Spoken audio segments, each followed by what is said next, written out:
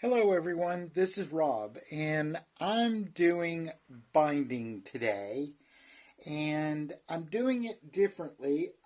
As you know, I've already made a video for it. I have a binding attachment that takes 1.5-inch strips, double folds them and wraps them around the edge of the fabric and gives you a perfect 1/4-inch binding. However, I'm doing Christmas projects and I wanted bigger binding, but I usually don't want bigger binding. So I've been folding bias cut muslin strips. And this is all bias made. And it's a 2-inch strip folded in half. Now, with the French folds, where it's folded each side into the middle and gives you an inch. So when you fold it, you get 1/2 inch. So what we're going to do is we're going to move I'm using the number 10D foot, which is the edge guide foot, or a lot of people call it the stitch in the ditch foot. I'm using my dual feed with my machine. I'm using a 3.0 stitch width, a 3mm stitch length, the straight stitch. I'm using a 60 weight thread because I really don't want to see the thread on the binding because this is for a table runner. But what you do is you move your needle all the way to the left so that when you put your guide in here, you put your folded bias on the edge, and it doesn't even have to be bias. I just made this on the bias because that's how I am. I tend to do everything the old-fashioned way. So I've put my needle down, and what I'm going to do is lower my presser foot so it's guided up against the edge of my edge guide foot, and I'm going to start sewing, and it should give me a nice wide bias band, and it is actually where I want it. It's closer. It's like right here along the edge, about 1/8 to 1/4 of an inch in. So now what I do is I do my binding a little different than most people. I start at the corner, not at the middle, because I end differently because I fold my bias tape over the edge. And what you want is for all this to be in the middle to start. And it takes, I'm sorry, I hit the camera. It takes a while to get it all lined up and up against. And we're going to go really slow. Now we have it started.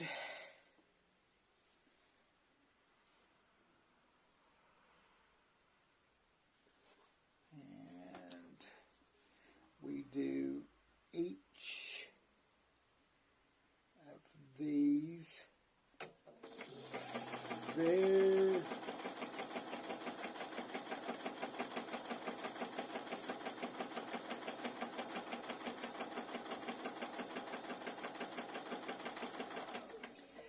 And like my grandmother always told me, haste makes waste. So take your time and make sure all this is correct.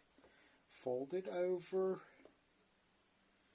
There's no rush. You can do it in as small or bigger pieces as you're capable of doing. I have this nice sewing cabinet with my nice little Sew Steady from them. I really would like one of the new sliders from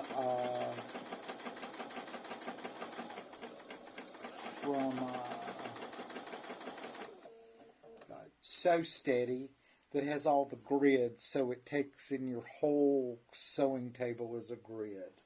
I think that would be so cool. And I've made a boo-boo because I've come off the edge here. So we're going to cut this and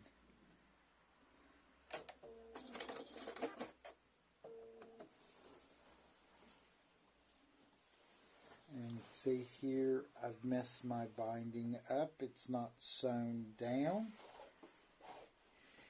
So I'm going to cut this and redo it. And I may not be able to use the 10D. I'm going to have to rip this out, which is going to be fun. So we'll start on the other side. And I'm not perfect, so what I'm going to do is change this because I don't think my needle is far enough. So what I'm going to do is change to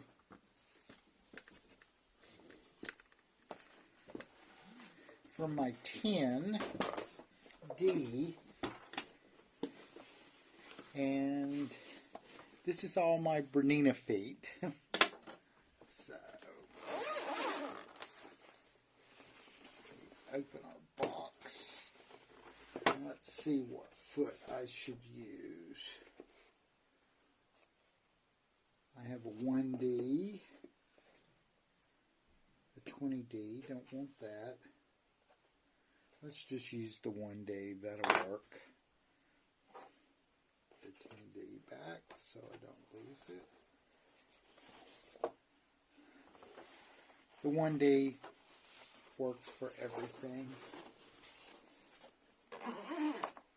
Because I can make my needle larger, but I have to use the edge of the foot, and it takes a little longer to line up the edge.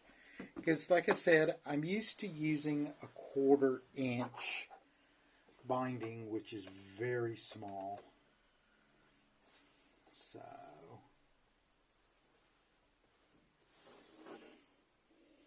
and now we're going to go here. I dropped my bias tape. I'm dropping everything.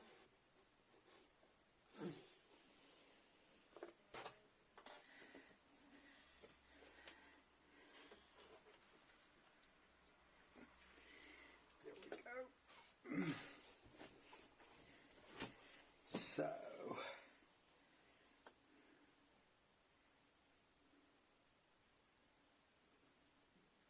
it goes this way.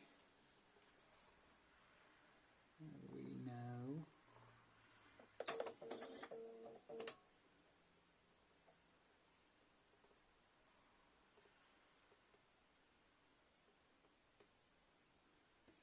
move it over.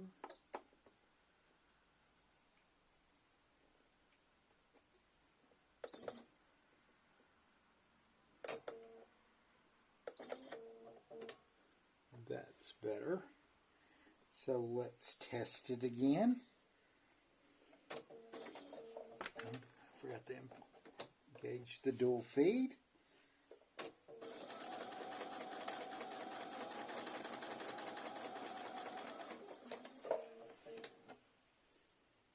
There.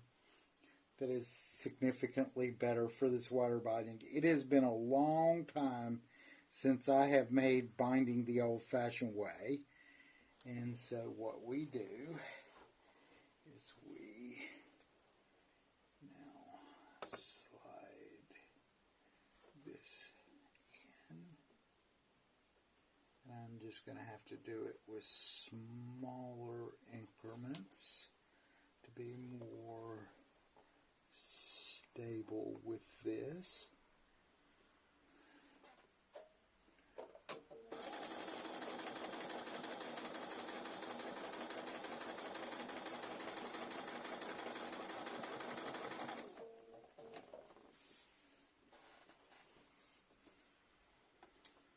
Because I want to show you how to do a mitered corner with this method. So we get it all lined up properly. And I'm not perfect, but I do tend to keep going back to the old skills of how my grandmother taught me long, long ago to hand quilt. And as you know, I had a lot of problems with my fancy AccuQuilt. And I've just gone back to making my half square triangles the 8 at a time method using large squares. And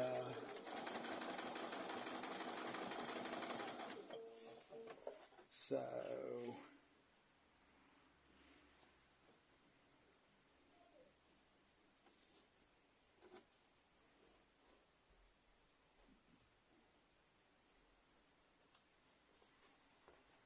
we fold this binding over.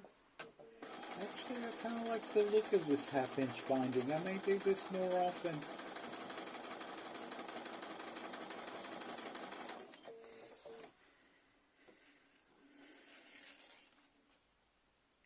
So, I call it half-inch, but you can also buy this bias band pre-folded like this at most sewing places. If you're in the U.S., Joann's. My local sewing place even has bias tape. They call it bias tape. Here they call it bias band here in the Netherlands. So it may be something different, but it looks basically the same. But it's on a little card wrapped around. And you can get it pre-done. You don't even have to do it.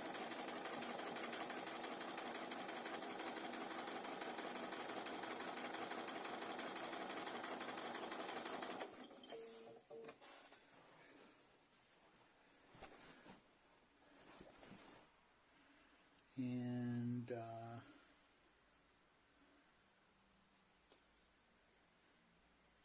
but it takes a while to make this bias band. You have to cut it at a 45-degree angle on your fabric to get the bias, and then you have to fold each half over to get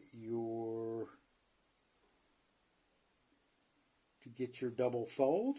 And this is the old method. It's not the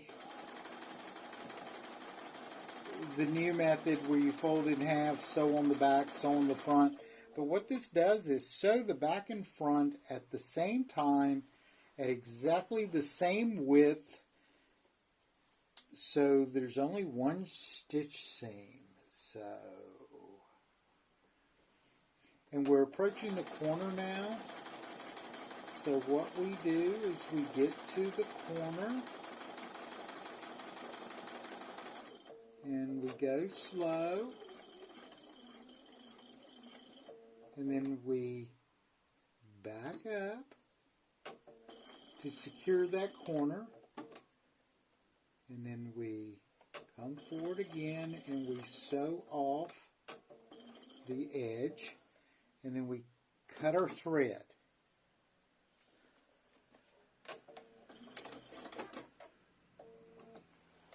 And if you'll notice, we have nice binding on here. So now, how you do a mitered corner if you notice that when you sewed off of this, if you come down and you do the bias now, like this, you'll notice it gives you your perfect mitered corner right there. And it's just that simple and that quick. So, what we do is we lower our needle,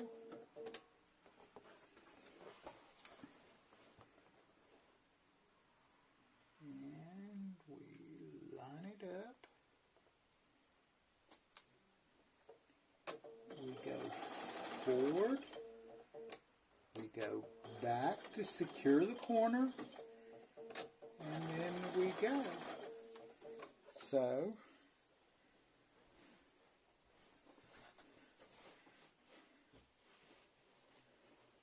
that is how we miter a corner. And I'm going to have to rip this other corner out because I'm back where I was at. Where I messed up, and I have to take that piece off. But I'm going to do a little more for you. But it's that easy, and it's that quick. I think it's much quicker than the other method of sewing half of it by hand. Oh, my Lord.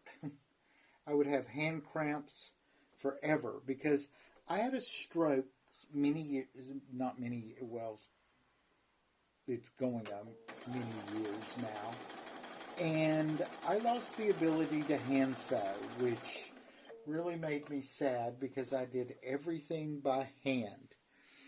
So, I'm going to let you go here, and I showed you how to turn the corner, and if you can see, and I'll take a picture of that mitered corner on both sides so you can see it and add it to this video. So everyone have a great day. Talk to you later. Bye. Let's do some corners. I'm doing some pot holders now, so the corners will be really quick, and so I can show you how to miter them really, really well. And how I end.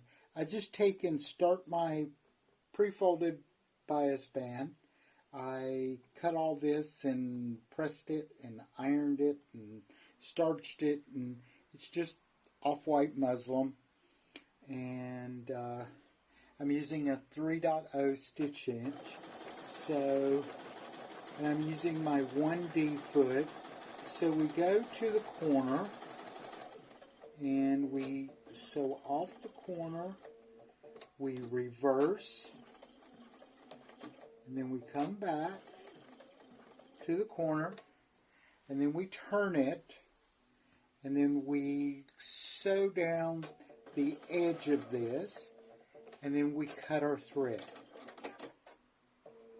And then you'll see that you have nice binding. But when we come to this corner, now, because it's done this way, if we take and fold our edge, you'll notice that this starts forming an arc, the angle for your perfect miter. So what we do is we lower our needle and we get this all even, and then we push this under, line it up, and start sewing. Back up a few stitches, and we start sewing. Then we get it angled where it's perfectly in the middle, and then we do our next side.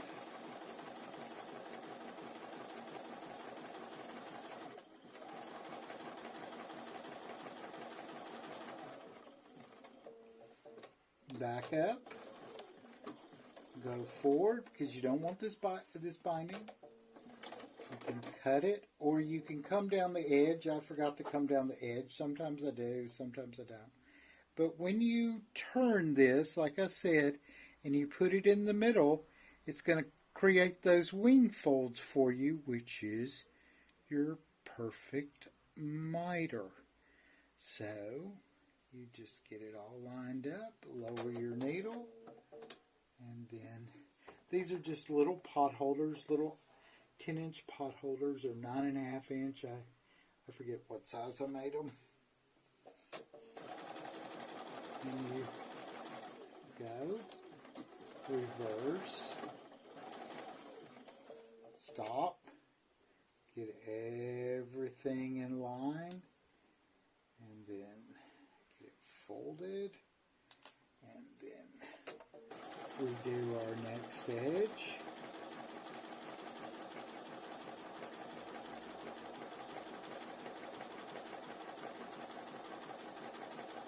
Come off, reverse, come forward. The easiest way is to actually turn down and go down the edge of this off your binding and cut.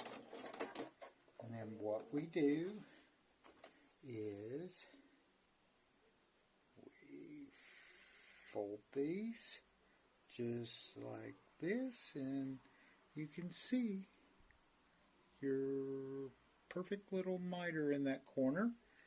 So we lower our needle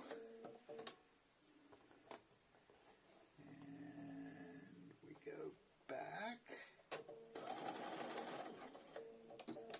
reverse,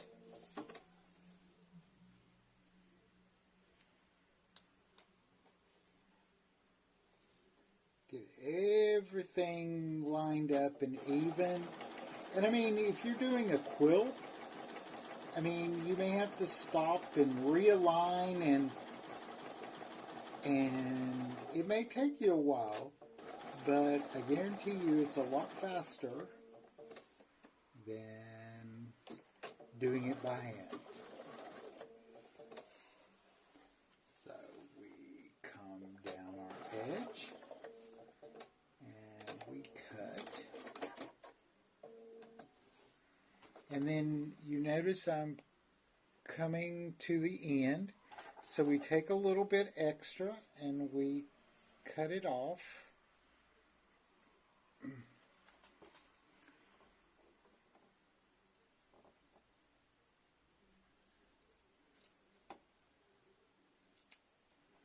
Like that.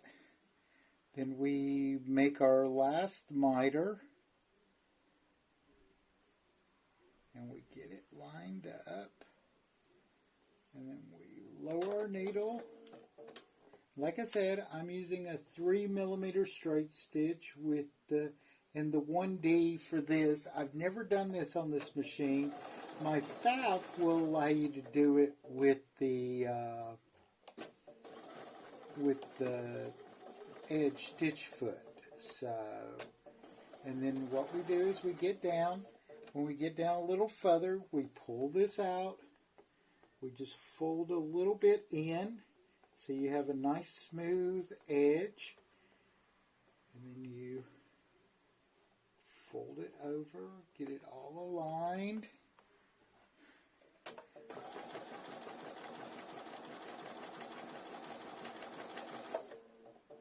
Reverse. And cut, and we have a nice little bound pot holder. Zoom out. Nice little bound pot holder with a nice edge, great mitered corners, and it's ready.